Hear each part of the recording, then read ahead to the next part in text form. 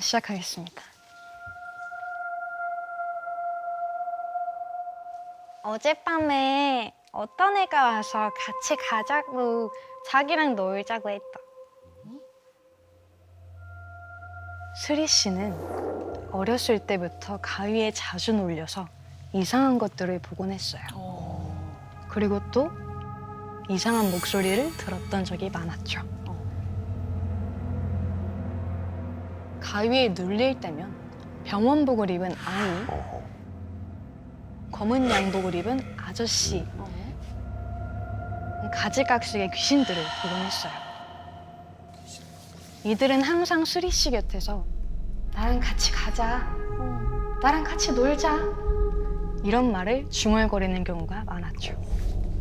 어릴 때 가위가 뭔지도 몰랐을 뿐더러 내가 좀 많이 아파서 그런가 보다 라고 생각을 했대요. 사실 수리 씨는 태어날 때부터 좀 심장이 좋지 않았거든요. 그래서 뛰는 건 물론이고 움직임이 좀 과격해질 때 자리에 주저앉아 움직일 수 없을 정도로 극심한 심장의 통증을 느끼기도 했어요. 수리 씨는 이제 점차 커가면서 내가 몸이 약해서 가위에 잘 놀리나 보다, 어렸을 때부터 본 게 귀신이었구나 라는 걸 깨닫게 됐대요.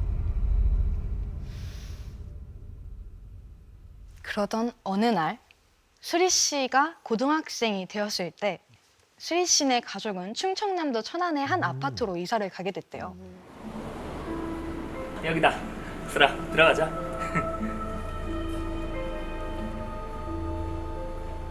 그곳은 햇빛이 좀 안 들어서 단지 안도 좀 어두컴컴하고 게다가 이제 복도식 아파트여서 밤이 되면 길게 늘어선 어두컴컴한 복도가 왠지 음산한 기운을 풍기기도 했대요. 여기다.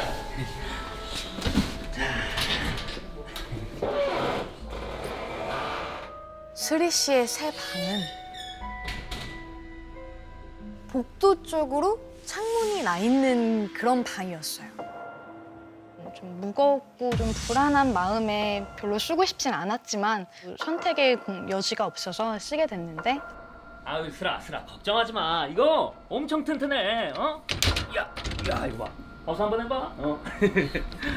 야, 그치? 수리 씨는 이제 마음이 조금 놓였지만 이제 그래도 창문은 항상 닫아놓고 생활을 했다고 해요. 그런데 이상하게 이사를 간 그맘때쯤부터 가위에 더 자주 눌리게 됐대요. 하루는 또 자려고 누웠는데 너무 더워서 창문을 반쯤만 살짝 열어놓고 잤대요. 네. 한참 자고 있는데 갑자기 머리카락이 곤두서면서 한기가 싹 돌기 시작했대요. 수리 씨가 나 또 가위에 눌렸나 보다 하고 힘겹게 눈을 떴는데 창문 밖 복도에서 뭐가 슉 지나갔대요.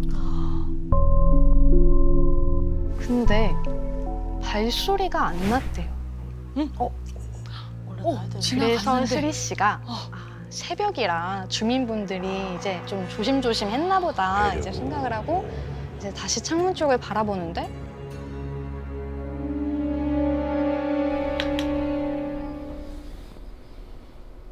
긴 머리가 마구 헝클어진 어떤 여자가 서서는 수리 씨 방 쪽을 바라보고 있는 거예요.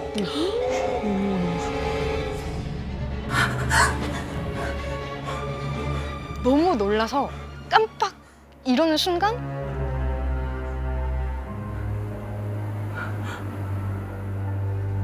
아무것도 없었대요. 사라져. 내가 좀 잘못 봤나 보다 싶어서 수리 씨는 무서운 마음에 슬그머니 일어나 창문을 닫았대요.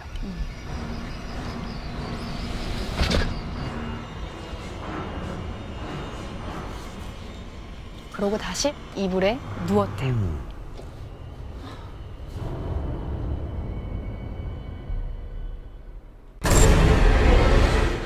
아니 아까 밖에 서 있던 그 여자가 방 안 구석에 서 있는 거예요. 오, 이거 뭐야?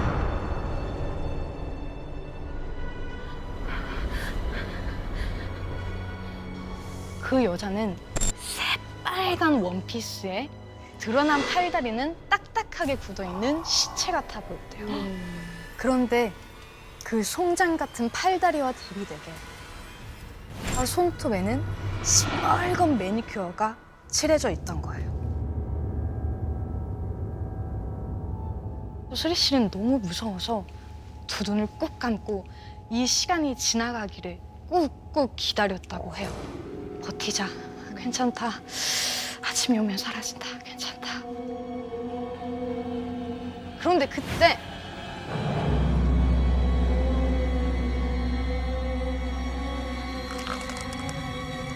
무언가 세게 긁는 듯한 이상한 소리가 들리는 거예요.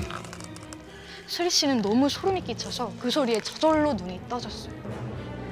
그 여자는 여전히 그 구석에서 수리 씨를 노려보고 서 있는데 턱이 좌우로 움직이고 있었어요. 귀신이 이를 갈았어. 이 아이고. 소름 끼쳐. 소름 돋는다. 그 여자는 마치 이라도 갈지 않으면 못 견디겠다는 듯이 분노에 가득 차서 아주 강하게 있는 힘껏 턱을 움직이고 있었던 거예요. 수리 씨는 심장이 너무 빨리 뛰어서 숨이 막히고 답답해지기 시작했어요. 꼼짝도 못하고 그 여자와 대면을 하고 있는데 비틀, 비틀. 좁은 방 안에 또 다가오는 거. 그 여자가 다가오기 시작했어요. 그리고 확 수리 씨를 몸쪽으로 완전히 다가오는 순간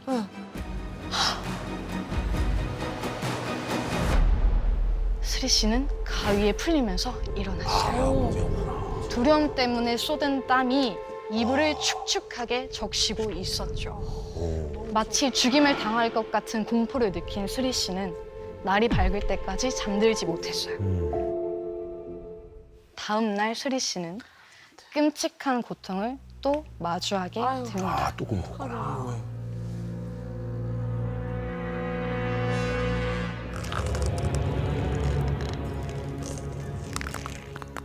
겨우 잠이 든 수리 씨 귀에 그 소리가 또 들리기 시작한 거예요.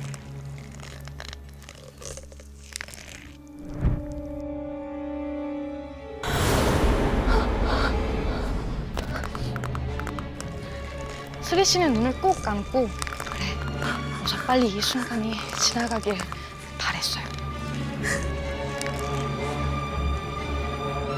그런데 이번엔 그 소리가 점점 더 가까운 곳에서 들리나 싶더니 귓가로 들리기 시작하는 거예요. 빠드득 빠드득. 마치 수리 씨 귀를 씹어먹어버리겠다는 듯이 가까이 딱 붙어서요.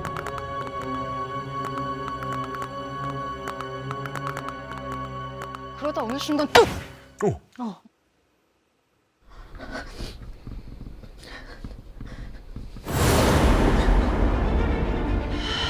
귓가에 한기가 서리기 시작했어요.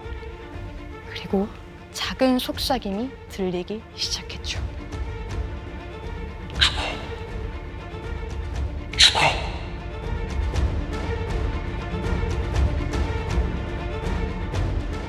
그러더니 수리 씨를 덮고 있던 이불을 확 끌어당겨지는 느낌이 들었어요.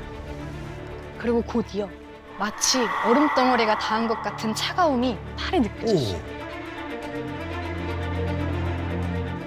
그 여자가 수리 씨 팔에 시체 같은 팔을 걸고는 그대로 확 일으켜서 방문 쪽으로 패대기 치듯이 끌고 가는 거예요. 그 여자 힘에 당겨져서 문과 벽에 몸을 부딪혔대요. 그렇게 쾅! 몸과 머리를 세게 부딪혔고 바로 그때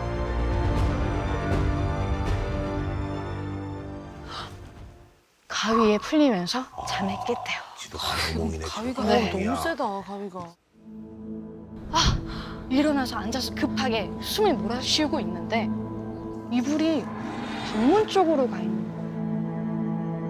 거예요. 수리 씨는 온몸에 소름이 돋아서 야. 몸이 부르르르르 솟으라쳤다고 해요.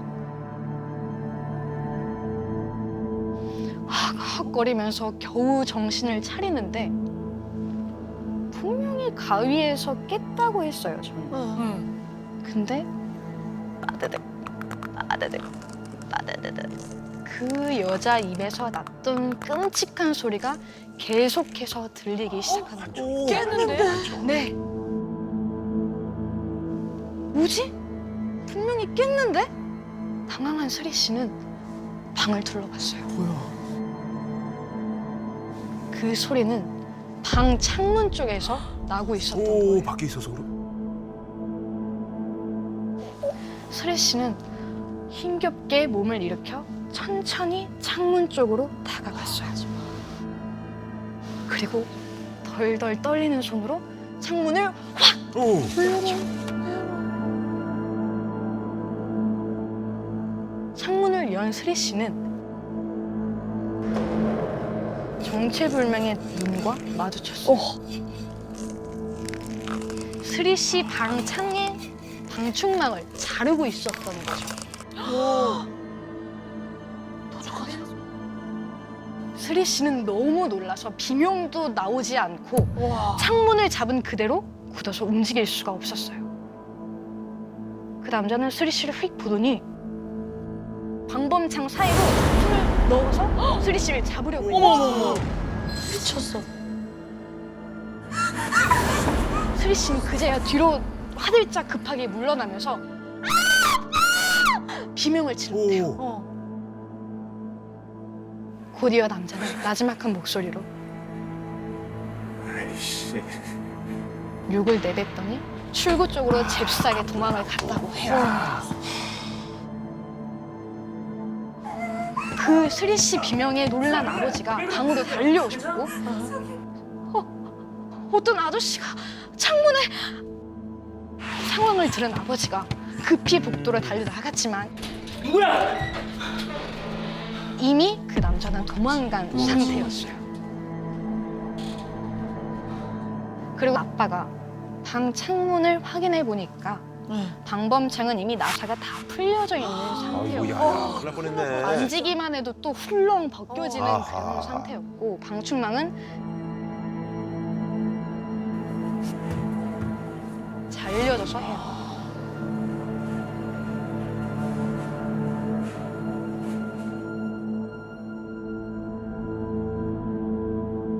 스리 씨는 온몸에 소름이 돋아서 다리에 힘이 풀려 그대로 주저앉았대요. 그리고 그제서야 가위에 눌릴 때 죽어! 라고 했던 그 여자의 말이 정확하게 떠올랐어요. 죽어. 자면 죽어. 그 여자는 스리 씨를 죽이려고 했던 게 아니라 깨우려고 했던 거였어요. 소신이었어. 아.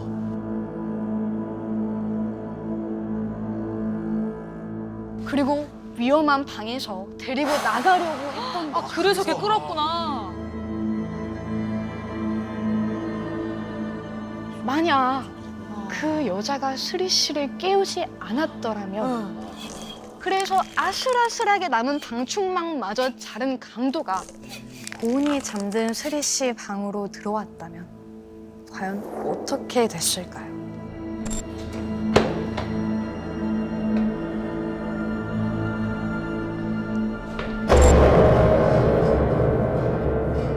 오늘 사연은요, 아일랜드에 살고 계시는 이윤지 씨가 보내주셨는데요. 어디서 보내주셨네? 고등학교 1학년 때 이 사건을 겪은 윤지 씨는 결국 그 기억에서 탈출하듯 한국을 떠났다고 하는데요. 아, 그 정도로? 그녀를 17살에 가둬버린 2006년. 지금부터 제가 윤지 씨를 대신해서 들려드리겠습니다. 고등학교 1학년 때 저는 윤성아! 맨날 남친이 데리러 오는 걔로 유명했었어요. 늘 교문에서 저를 기다리고 있던 한 남자. 누나! 제 남동생 때문이었죠. 아, 또 오해했군요. 아, 잠깐만, 나 줄 거 있어. 짜잔! 이거 뭐야? 누나 이거 갖고 싶다 그랬잖아. 오는 길에 생각나서 샀어. 잘했지? 아버지가 일찍 돌아가셔서 저희 남매는 다른 남매들보다 더 끈끈했어요. 늘 자기보다 저를 더 생각해주는 동생이 고마울 뿐이었죠. 보기 좋네. 그런데 제 동생이 매일 학교로 저를 데리러 오게 된 이유에는 다른 이유가 있었습니다. 사실 전 몇 달 전에 이사한 집에서 살해당할 뻔했거든요. 아이고, 야야야. 아파트로 이사한 첫날 밤이었습니다. 그날은 왜 이렇게 덥냐?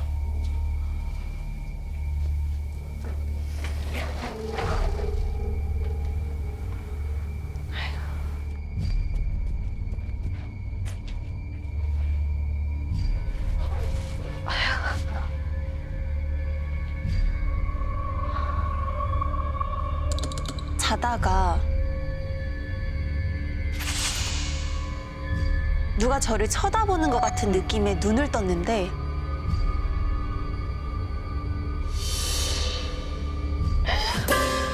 눈만 뺏고 내민 사람과 시선이 마주쳤어요.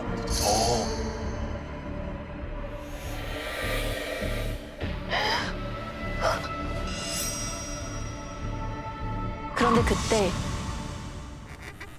갑자기 침대가 미친 듯이 흔들리는 거예요.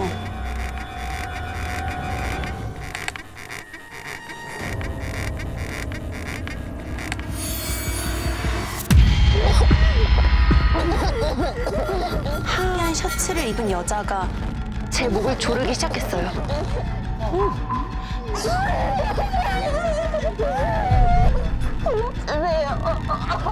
그때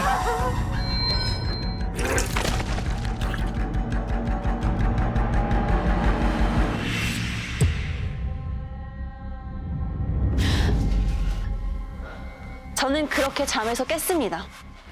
아, 꿈이야. 꿈이야? 그 끔찍한 꿈은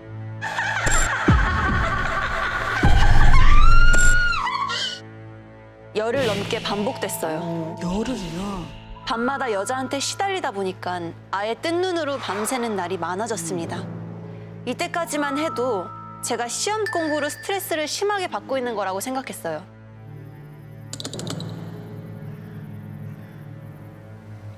그날도 몽롱한 상태로 시험 공부를 하고 있었는데 누군가 제 이름을 부르는 거예요.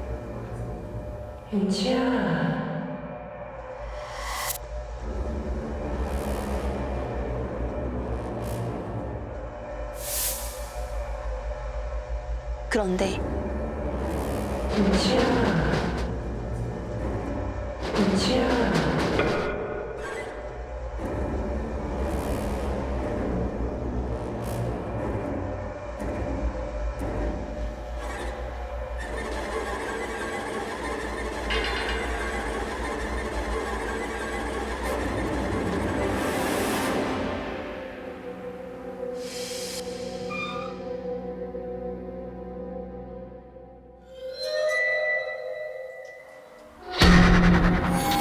거울에 꿈속에 그 여자가 서 있는 게 보였어요.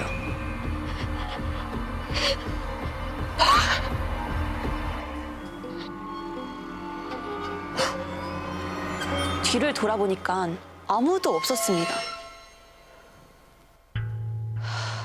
하도 시달리니까 헛게 다 보이는구나.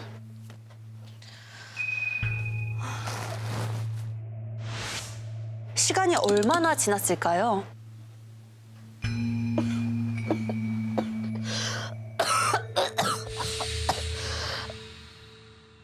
방 안에 뿌연 연기가 가득한 거예요. 불이 난 거야, 뭐야? 놀래서 일어나려는데 몸이 움직이질 않고 말소리도 나오지 않았어요. 그런데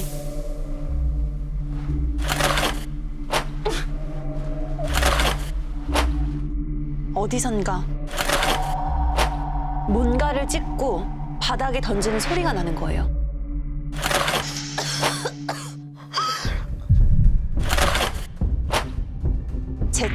찢어서 던지고 있는 것 같았습니다. 그런데 갑자기 알 수 없는 얘기들을 하더라고요. 명찰 같이 태워. 숨죽여 그 말을 듣고 있었는데 준비. 저는 잠에서 깼어요.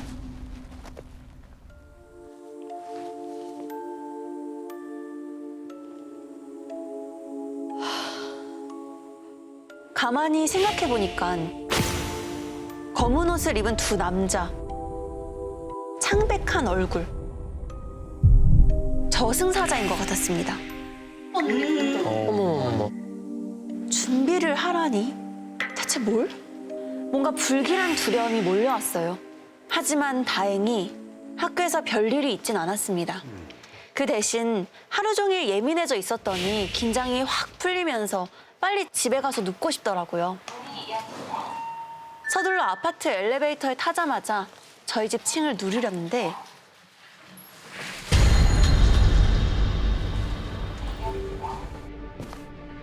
어떤 남자가 타는데 그 남잔 흰색 바람막이에 흰색 추리닝 바지, 로고까지 새하얀 모자와 운동화. 언뜻 보기에도 좀 이상한 행색이었어요. 남자가 9층 버튼을 누르는 거예요. 저는 순간 고민이 됐어요. 저희 집도 9층이거든요. 없지?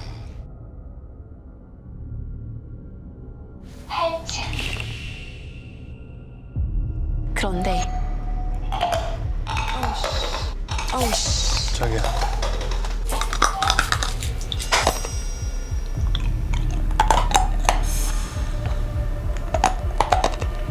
가방 밖으로 웬 막대기 같은 게 삐져나와 있는 게 보이는 거예요. 저거 망치 손잡이 아닌가? 무서워. 그 순간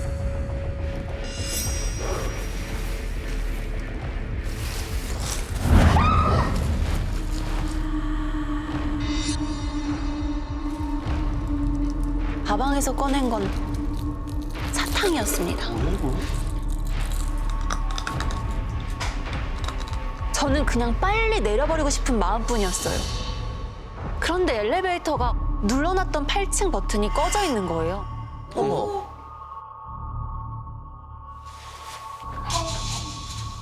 취소.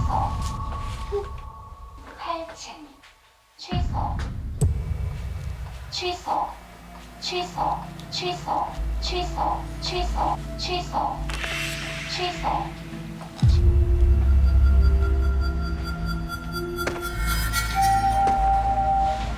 문이 열립니다.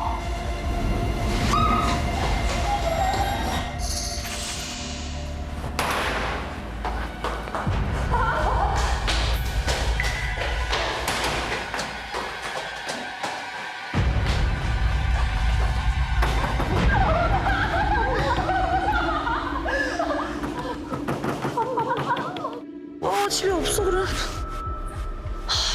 열쇠. 가방을 막 뒤지는 순간 왔다. 저쪽 벽에서 저를 보고 있었어요.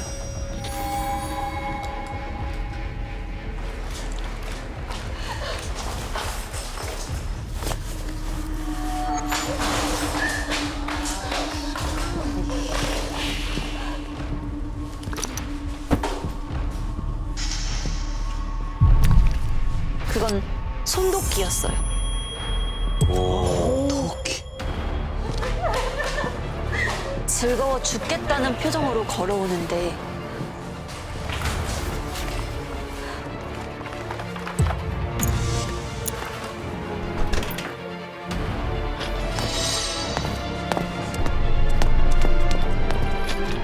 바로 앞까지 들이닥치는데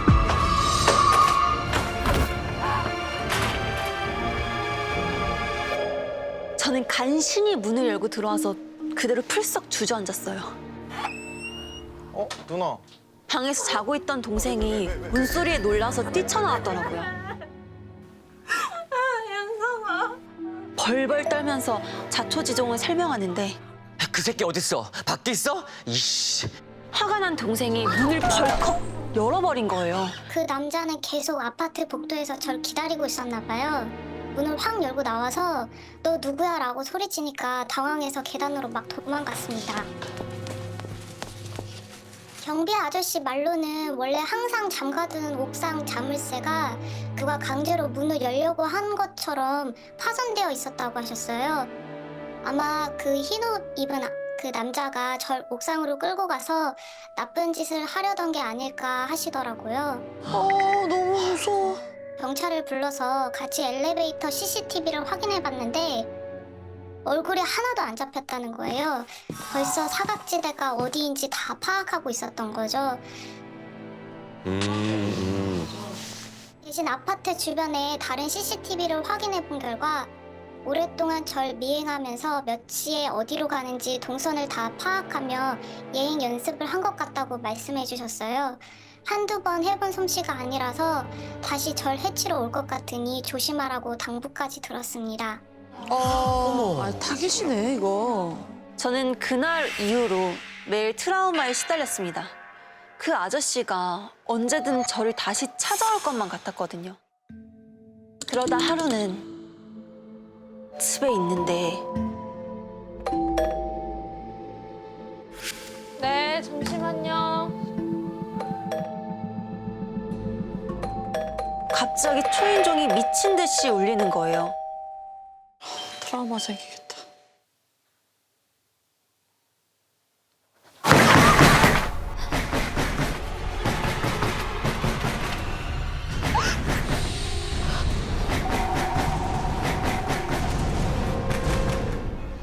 여기 아가씨 별일 없어요?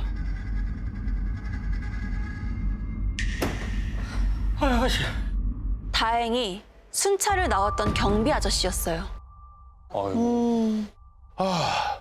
야 아가씨 저기 있잖아 오늘 어디 나가지 말고 꼭 집에 있어 알았죠? 옆동 옥상에서 제 또래 여학생이 험한 일을 당했다는 거예요. 그런데 아저씨께서 그 범인의 인상착의를 말씀해 주시는데 그때 저를 쫓아왔던 그 남자가 분명했어요. 그 남자가 머리부터 발끝까지 하얀 옷을 입고 있었다고 했거든요. 그 남자는 여전히 이 아파트 어딘가를 맴돌고 있었던 거죠. 그 사건 이후로 저희 가족은 당장 이사를 하고 동네에 남은 제 모든 흔적을 지우려고 애를 썼지만 나 이 집이 진짜 너무 무서워. 오랫동안 트라우마를 극복하지 못하고 결국 홀로 한국을 떠났습니다.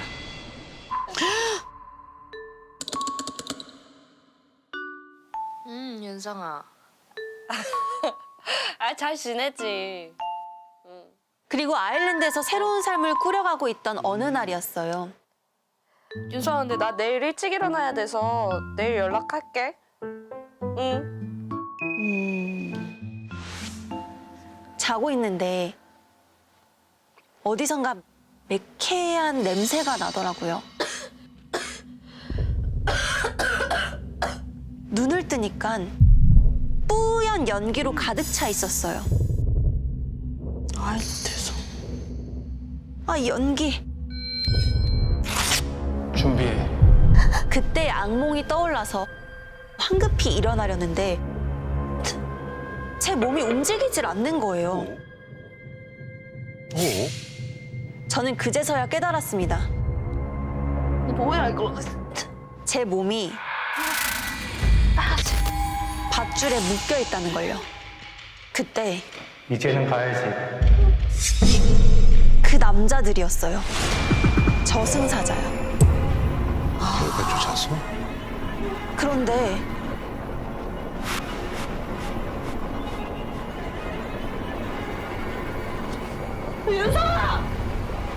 한국에 있어야 할 제 남동생이 거기 있는 거예요.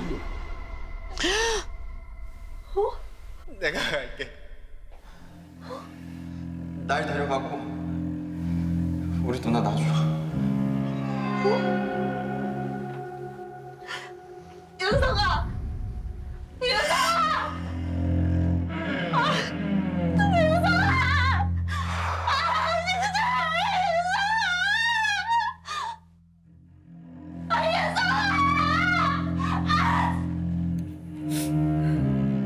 다행히 그건 꿈이었어요.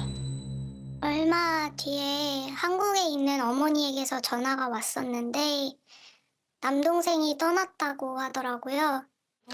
어머, 뭐야? 뭐야?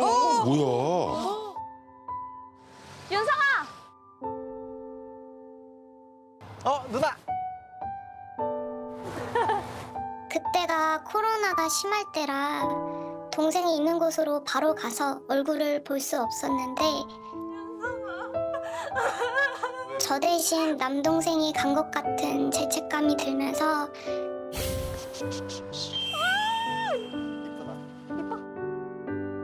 이쁘다. 더 이상 동생을 만날 수 없다는 사실에 지금도 괴로운 마음으로 살고 있습니다.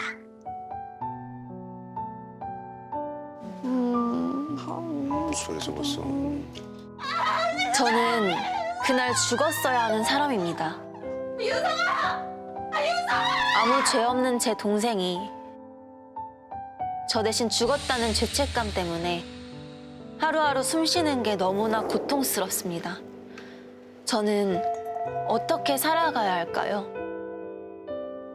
사연에 앞서서 주인공인 진우 씨가 보내주신 음성을 먼저 들어볼게요. 2000년대 중반쯤이었습니다. 그때 노량진에 고시원들이 많은 맞아요. 동네가 있거든요. 재수 준비를 하면서 아르바이트도 해야 했는데 그래서 시작했던 게 신문 배달이었어요. 운동도 되고 하니까. 모두가 깊이 잠든 새벽 3시. 진우 씨의 하루는 그때부터 시작됐어요.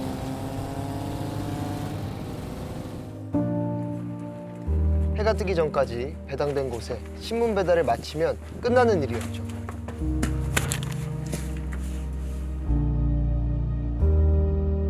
신문 배달을 하다 보면 동시간대 다른 배달을 하시는 분과 종종 마주치게 되는데요.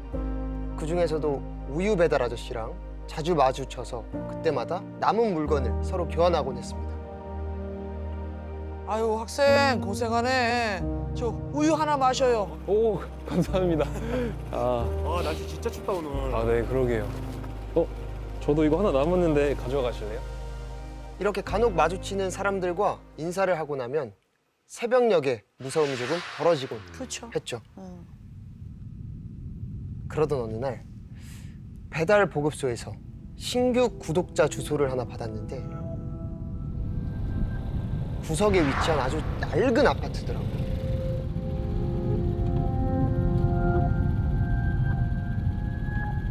외진 곳이어서인지 더욱 서늘한 분위기가 감돌더라고요.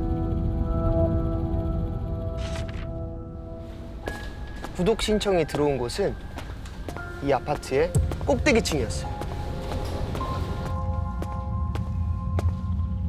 문 앞에 신문을 놓고 다시 엘리베이터에 올라탔죠.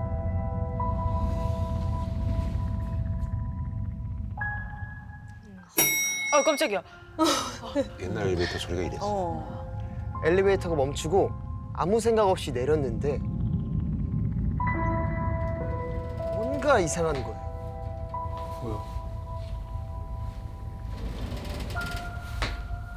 1층이 아니라 5층에 내린 거더라고. 누가 눌렀나 보다.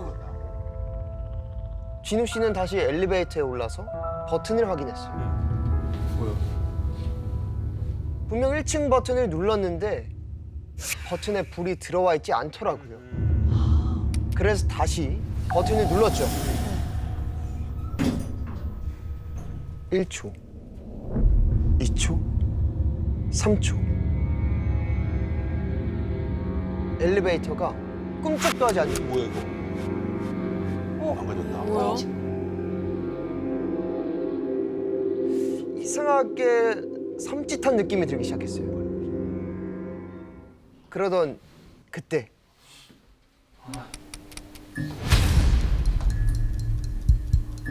뭐야? 무섭겠다. 당황한 진우 씨는 다시 버튼을 누르려고 했는데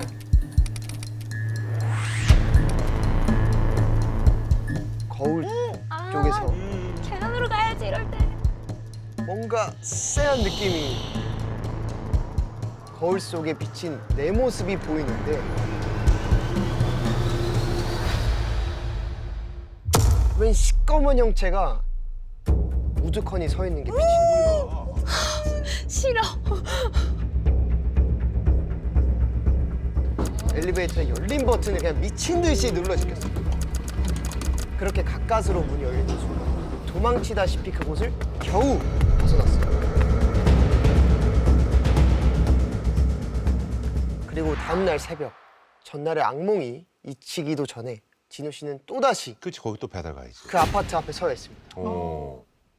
그래, 별거 아니야. 마음속으로 최면을 걸고 있는데 그때 엘리베이터 문이 쓱 열렸어요. 근데 내부가 불빛 하나 없이 새까만 곳.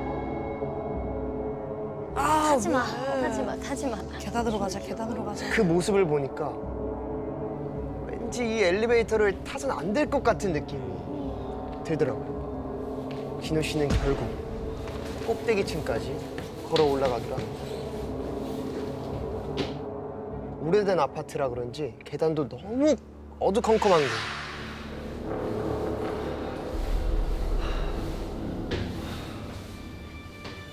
자, 얼마나 시간이 좀 흘렀을까?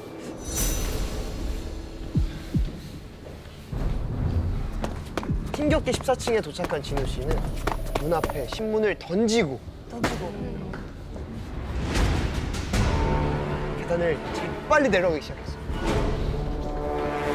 12층, 11층, 10층, 9층을 막 지나려는 그때 엘리베이터다. 누가 장막을 뚫고 그 순간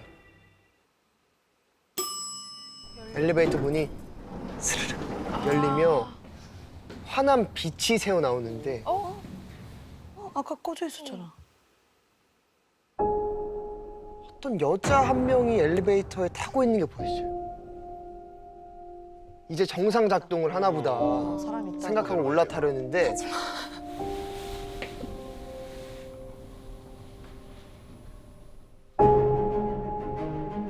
한참을 쳐다보는데도 조금의 움직임도 없는 거예요. 그래서 왜 저러고 있는 거지? 하고 고개를 내렸는데 왼발이 여자의 고개가 진우 씨 쪽으로 점점 돌아가는 게 느껴지는 거예요. 그때 엘리베이터 문이 닫히더라고요. 순간 풀리는 긴장에 진우 씨는 참았던 숨을 급하게 들이쉬었습니다. 그랬더니 뭐가? 엘리베이터의 문이 다시 열리는 거였어요. 근데 아무도 없는 거예요. 뭐야? 여자 없어요? 순간 어제 엘리베이터에서 겪었던 일이 오버랩되면서 극도의 공포가 몰려왔죠. 진우 씨는 미친 듯이 계단을 내려가기 시작했어요.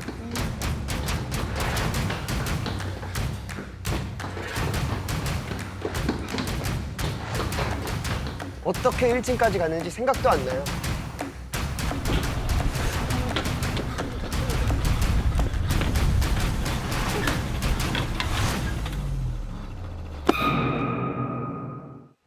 깜짝이야. 뭐야? 그 여자 아니야? 학생, 벌써 다 돌렸어? 우유 배달하는 아저씨더라고요. 야, 고살생네. 안녕하세요. 제가 지금 빨리 가봐야 돼서. 아저씨께 횡설수설 인사를 드린 후 재빨리 그곳을 벗어납니다. 근데 고생이 많어. 그리고 30분 후 남은 신문 배달을 정신없이 끝내고 집으로 돌아가는 길에 아까 다녀왔던 문제 아파트 앞을 지나게 됐어요.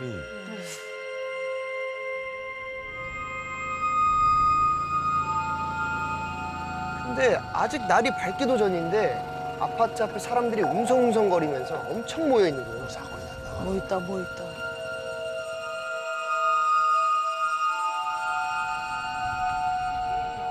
이상함을 느낀 진호 씨는 슬며시 오토바이를 세우고 사람들 속으로 파고들었습니다.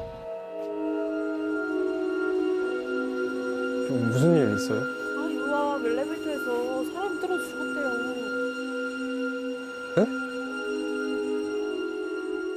이거 어떻게 된 거야? 네? 에이? 몇 분 전 진호 씨가 들렀던 그 동해 엘리베이터 하더라고요. 오. 아유, 딱하지. 그 왜 그 맨날 그 우유 배달 해주던 그 넉살 좋은 그 아저씨라네.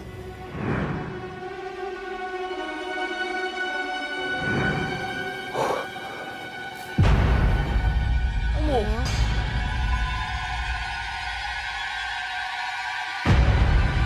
엘리베이터에서 봤던 의문의 여자와 우유 배달 아저씨의 죽음. 이 모든 것은 우연의 일치였을까?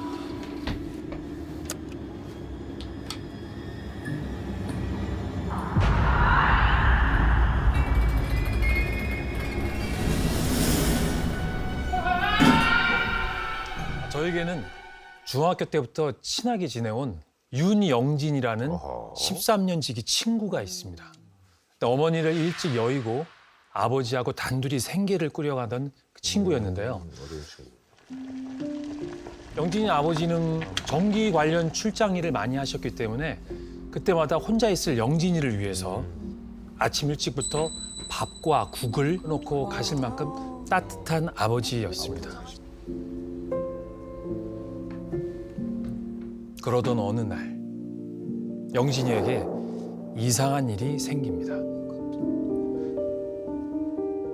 주말에도 항상 연락할 정도로 가까웠던 영진이가 갑자기 연락이 두절되더니 심지어 학교까지 결석을 하는 겁니다. 걱정되지 그럼. 왜 그러지?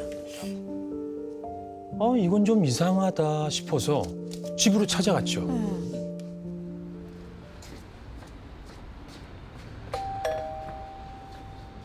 윤영진! 영진아, 윤영진! 한참 조용하더니 덜커덕 문이 열렸습니다. 이야, 윤영진 학교는 왜 째고 망당하네. 평소처럼 장난스럽게 인사를 건네다가 영진이 얼굴을 보는 순간 멈칫하고 말았습니다. 고작 며칠 사이에 무슨 일이 있었는지 몰라보게 말라서는 이건 무슨 일이 있구나 싶은 거예요. 그때 영진이가 제 팔을 갑자기 붙잡고 아파트 밖으로 끌고 나가기 시작했어요. 그리고는 집과 한참 떨어진 근처 공원으로 저를 데리고 갔습니다. 야, 아버지 또 일 가셨다면서 집에서 얘기하면 되지 뭘 여기까지 끌고 오냐? 혹시 듣고 있을지도 모르잖아. 뭔 소리야? 형민아, 나 좀 살려주라.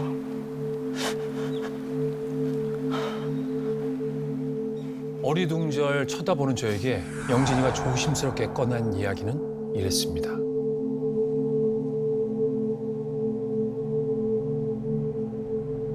며칠 전 그 밤에 답답해서 아파트 복도로 나왔는데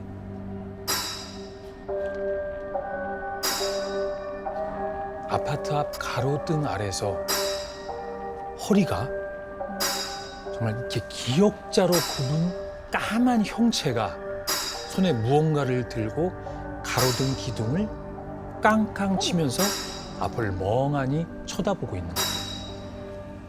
어르신인데 뭐야? 어르신. 뭐지? 그 모습을 본 영진이가 아니 웬 할머니가 야밤에 운동을 하시나? 뭐 이렇게 생각을 했죠. 근데 그러던 그때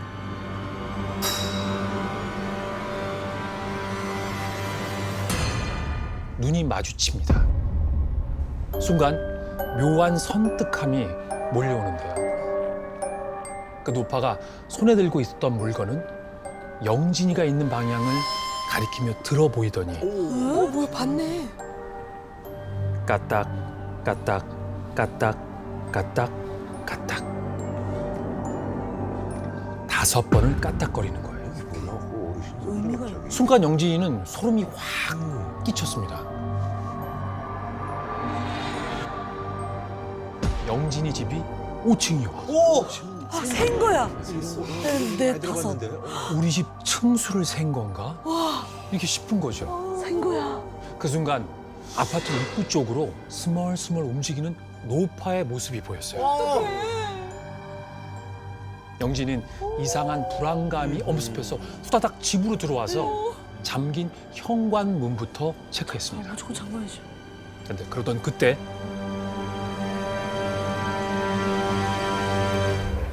야, 그래서 어떻게 됐는데? 찾아왔어? 그게 꿈이었어. 아, 이게 장난하냐? 아, 뭔 개꿈 꾼 거 가지고 쫄아서 그래. 그런데도 영진이는 새파랗게 질린 입술을 잘근잘근 씹으면서 극도로 불안 증세를 보였죠. 방금 말한 건 첫 번째로 꿨던 꿈이야. 영진이의 꿈은 그렇게 또 시작됐습니다. 영진이가 집 앞에 우유 주머니에서 우유를 꺼내다가 엘리베이터 멈추는 소리가 났는데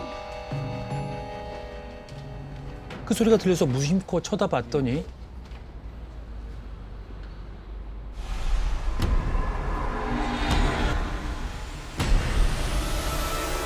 들고 있던 우유를 떨어뜨린 채 미친 듯이 집으로 뛰어갔습니다.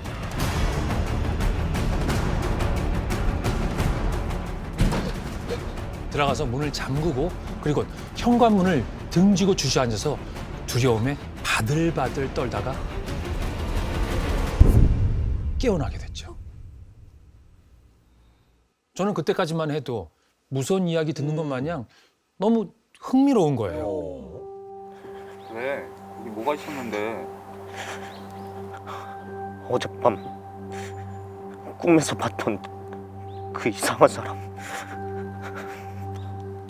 꿈이 소름 끼치게 이어지고 있던 거죠. 야, 어떻게 이렇게 되냐? 시리즈처럼. 나 그 사람 얼굴을 봤어. 아, 근데 그 얼굴이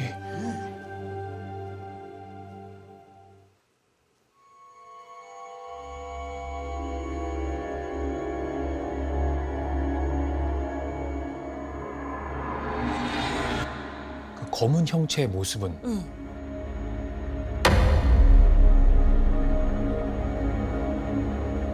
허리가 인사하듯 90도로 접혀 있고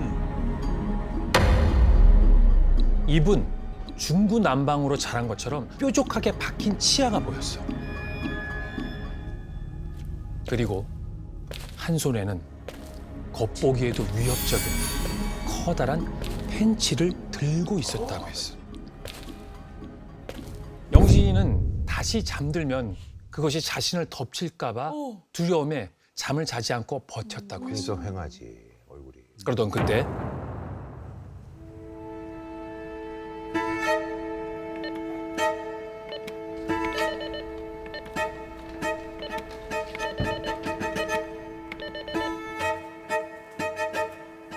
아빠?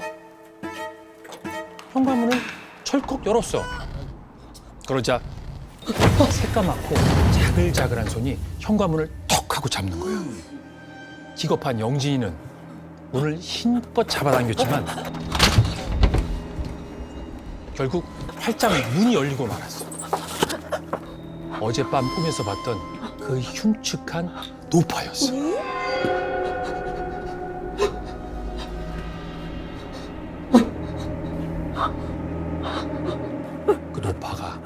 영진이 위로 순식간에 올라타더니 양손으로 영진이의 입을 찢어버리듯이 마구 벌리기 시작했던 거예요. 입을? 그리곤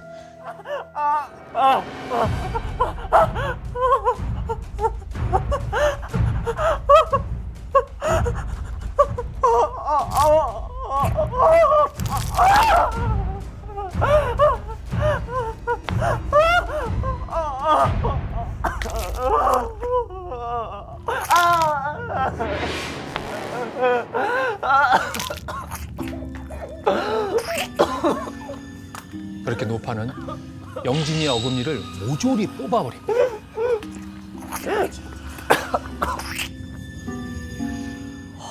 그리고 진짜 이어 무서운 꿈이다. 노파의 주름진 입이 괴상하게 꿈틀거리기 시작하더니 집채만큼 입을 벌리는데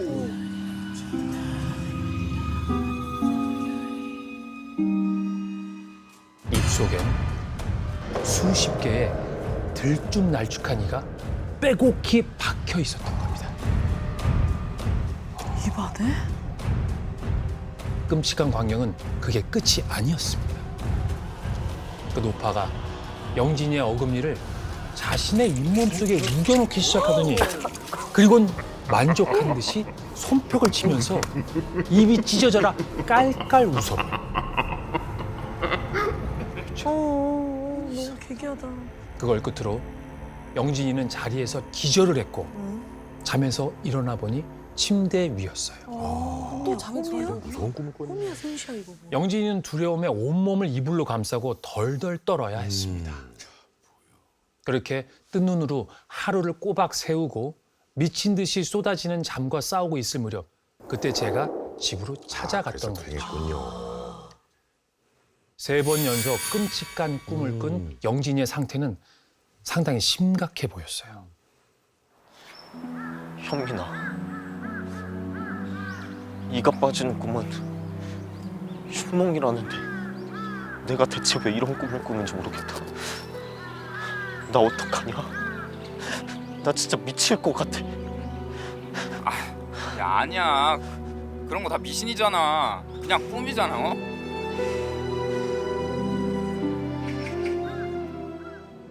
저는 일단 불안에 떠는 영진이를 다독여 집으로 돌려보냈고 내일 다시 오겠다는 약속을 남기곤 영진이와 헤어졌죠. 그리고 그 다음 날 전화가 요란하게 울립니다. 영진이더라고요.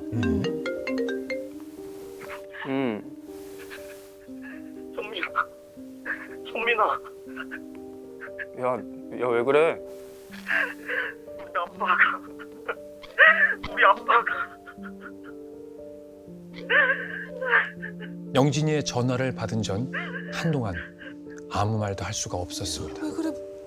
무슨 일이 있나 봐. 영진이 아버지께서 작업 중 불의의 사고로 돌아가셨다는 겁니다. 다친 것도 아니고. 장례식장에 찾아갔더니 휑한 빈소에 홀로 멍하니 앉아있는 영진이가 보였어요.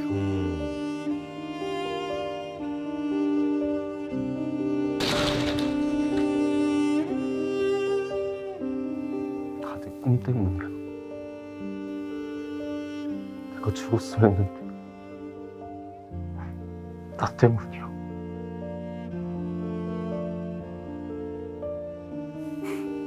제가 할 수 있는 거라곤 그저 묵묵히 영진이 옆을 지켜주는 것뿐이었죠. 자정이 넘어 모두가 잠든 시간 귓가에서 자꾸 끙끙거리는 소리가 들려서 슬며시 눈을 떴어요. 야, 영진아. 야, 영진. 일어나.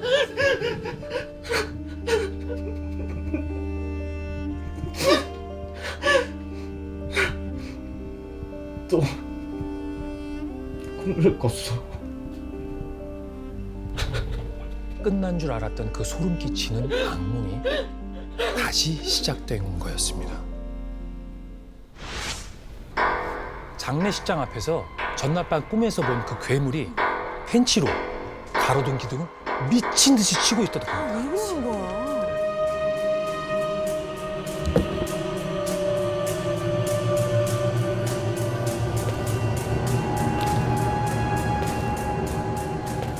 아, 나도 이제 죽는 거겠구나. 아버지의 죽음으로 삶의 의지가 꺾여버린 영진이는 도망갈 의지조차 고갈된 상태였어요. 그 괴물은 전처럼 영진이의 입을 미친 듯이 벌리기 시작했어요.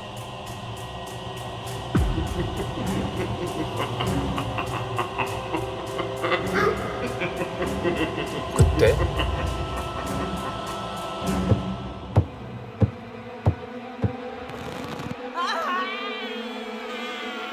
그 순간 바닥에 누워있던 영진이의 시야에서 보인 건 바로 익숙한 낡은 작업화 한 켤레.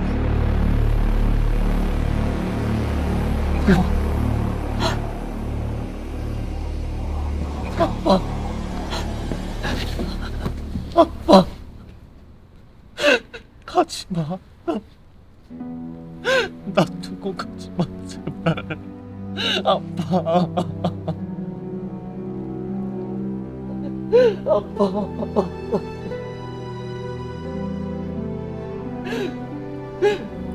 괜찮아.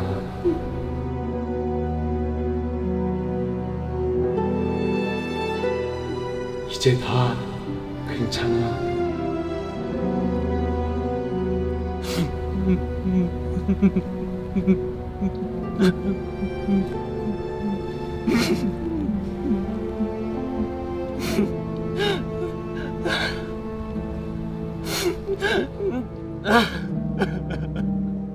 아버지는 그 한마디를 끝으로 그 괴물을 끌고 천천히 사라지셨답니다.